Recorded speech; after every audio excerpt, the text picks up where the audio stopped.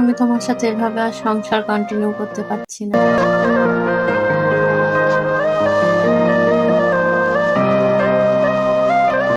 মানে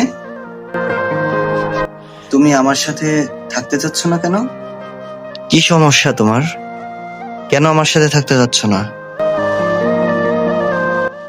দেখো, আমাদের তো বিয়ে হয়ে গেছে 5 বছর হলো। আমাদের তো কোনো বাচ্চা কাচ্চা নেই, আর আমাদের কোনো বাবু হবেও না। তুমি সেটা খুব ভালো করেই জানো।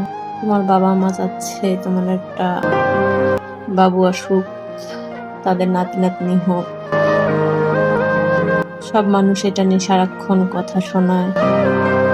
তাই আমি ভাবলাম, আমার জন্য কেন তুমি বাবা হওয়া থেকে বঞ্চিত হবে?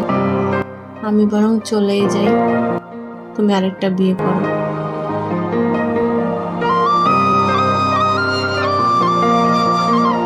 দেখো, এটা নিয়ে আমি অনেক ভেবেছি। আসলে এটা তোমার তো দোষ নেই। ভালোবেসে বিয়ে করেছি আমরা। 5টি বছর ধরে সংসার করছি। কখনো কি আমি এই বিষয় নিয়ে কখনো অভিযোগ করেছি তোমাকে?